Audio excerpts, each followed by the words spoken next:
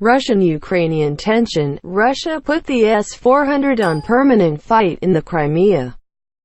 Vadim Ostafayev, head of the Southern Military Regions Press Division, said that the latest S-400 Triumph air defense missile battalion will be in active service in the Crimean Peninsula before the end of the year.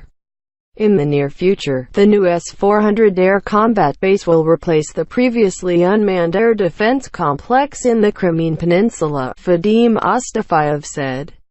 Recently, the S-400 Triumph air defense system has been successfully tested at the Astrakhan aerodrome. Combat simulations simulate flying targets, speed targets and ballistic targets.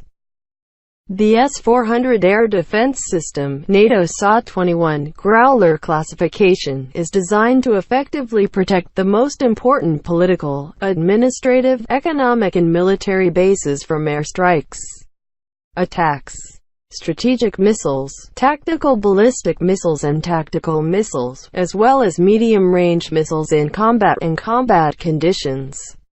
The S-400 is a new generation mid-range and mid-range air defense system designed to destroy all current and future aerial attack vehicles, reconnaissance aircraft, strategic and tactical bombers, tactical missiles and mid-range ballistic missiles, early warning aircraft and aerial command. The S-400 is capable of tracking 300 targets and at the same time shoots down 36 of them. The S-400 is also capable of firing strategic missiles with a range of up to 3,500 kilometers. In addition, the S-400 can shoot down fighter planes at 27 kilometers or lower targets 5 to 10 meters above the ground. Recent Russian-Ukrainian ties have heightened tensions in relation to the AVOZC situation. Specifically, the Russian Federal Security Service (FSB) on November 26 said its border patrol vessels had detained 3 Ukrainian naval vessels in the Black Sea near the Crimea on November 25, and the FSB used arms to force the ships to stop. The FSB explained that these Ukrainian ships have entered the Russian territorial waters illegally, ignoring warnings and dangerous activities. The FSB's statement included Berdyansk ships, Nikopol ships and Yani Kapu encroached on the Russian border, seeking to carry out other illegal actions within Russian waters at about 19 hours November 25 local time. In order to block these warships, weapons were used. As a result, all 3 Ukrainian naval vessels have been detained in Russian territorial waters in the Black Sea. In addition, according to the FSB, 3 Ukrainian sailors were injured in the incident and received medical care. The lives of these people are not threatened. In response to the actions of the FSB, Ukraine has declared a state of war across the country, especially in eastern Ukraine, Donbass. On November 27, the president of Ukraine, Petro Poroshenko, said that Russia has increased its military presence visibly in the border area with Ukraine. Speaking on television, Mr. Poroshenko warned of the risk of a total war.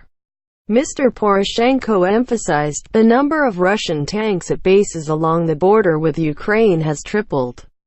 President Poroshenko has confirmed that the number of Russian troops deployed along the border with Ukraine has increased markedly. According to Poroshenko, the number of Russian troops in the Crimea has tripled since Russia joined the peninsula in 2014. Commenting on Mr. Poroshenko's statement, Vice President of the Duma's Defense Committee, Yuri Shvitkin, said, the actions, as well as statements by the Ukrainian leadership, diverted the public's attention from the forthcoming presidential campaign. Poroshenko understands that he will in fact be unlikely to be elected as a candidate in the run-up to the presidency of Ukraine. And the declaration of the state of war, in my opinion, may allow delaying elections and campaigning for some progressive voters, said Yuri Shvitkin. Previously, the Ukrainian parliament on November 26 voted to set the date for the presidential election on March 31, 2019, and passed the corresponding resolution. Ukraine's parliament has also passed a decree by President Petro Poroshenko, which proposes imposing martial law in some areas bordering Russia, as well as the Black Sea and Azov Sea coast within 30 days beginning November 28. On another occasion, concerning the tensions of Russia-Ukraine at sea, on November 27, U.S. President Donald Trump said he was likely to cancel the meeting with Russian President Vladimir Putin on the sidelines of the group's summit. Developed and Emerging Economies (G20) will take place this weekend in Argentina, due to the recent clash between Russia and Ukraine in the Kerch Strait. In an interview with The Washington Post, President Trump said he is now waiting for a full report on the clash while insisting, "It will be determined. Maybe I will not have meeting." Russian President Vladimir Putin has recently stated that Russia will use nuclear weapons as a response to attacks. Speaking of nuclear weapons, "I would like to stress that this is a very important but sensitive issue," Putin said. "I have to tell the international community to know. We intend to use nuclear weapons as a response." U.S. officials say they are disappointed with President Putin's announcement of Russia's unparalleled missile capability and see it as a threat to the United States and U.S. allies. "In my opinion, the statement of Russian President Vladimir Putin is not a surprise, but a disappointment. Although we know the development of Russian military capabilities and see it as part of the military doctrine as well as the Russian training program, it is disappointing to see how the Russian president used this capacity," said John Rood, Deputy Secretary of Defense, in a discussion on U.S. strategic armed forces and the 2019 budget proposal. Meanwhile, the commander of the U.S. Strategic Command, John Hyten, stressed Putin's statement was not surprising, but merely clarified Russia's intention to develop a weapon to threaten and attack the United States and its allies.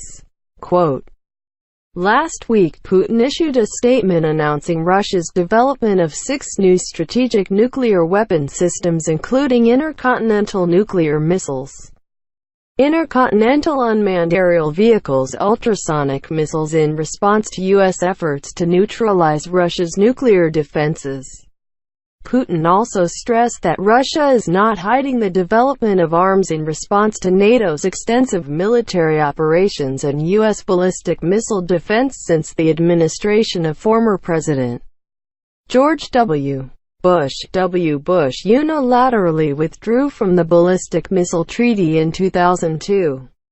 However, Rood says U.S. missile defense systems do not intend to disable the strategic nuclear arsenal of Russia or China. In addition, Rood also asserted in front of the senators that the United States is fully capable of both nuclear and communications to deal with revisionist countries that change the world order as well as change the current territorial boundaries. Although agreeing with Rood's suggestion, General Hyten warned that without increasing the amount of investment, the current U.S. nuclear arsenal could only support the mutual assurance (MAD) doctrine about 10 years. For his part, President Putin said Russia's strengthening of its defensive capabilities was in full compliance with existing arms control treaties, and Moscow never planned to use this capability to attack or provoke. Quote, Russian President Vladimir Putin has recently stated that Russia will use nuclear weapons as a response to attacks. Damaged Russian tanker T62 m 250 meters from the Ukraine border, only 18 kilometers. A Ukrainian military general said that satellite images of 250 Russian tanks were operational only 18 kilometers from the Ukrainian border. This is a comment given by General Viktor Muzhenko, chief of the General Staff of the Ukrainian Army, in an interview with Reuters on 4 December. General Muzhenko has emphasized that since August, Russian armed forces have emerged near the Ukrainian border. Military threat from Russia is also seen as the highest level since 2014. when the Crimean Peninsula was incorporated into the Russian Federation. Mr. Mushenko also published a series of satellite images of the arrival of the T62M tanks deployed by the Russian military in only 18 kilometers from the Ukrainian border. According to Mushenko, the number of Russian tanks offered doubled from 93 to 250 in just 2 weeks from mid-September to October 1. This is evidence of Russia's planned military consolidation near the border with Ukraine before the Kerch Strait clash on November 25. In this case, Russia has detained 3 warships and 24 Ukrainian sailors on charges of violating national territorial waters. The Russian Defense Ministry has refused to comment after General Mushenko's statement. Mushenko added that in response to the threat from Russia, Ukraine has deployed additional land and air forces to the border area as well as intensified military exercises throughout the country. In addition, Ukraine is expected to complete the process of building a base on the Azov Sea in 2019.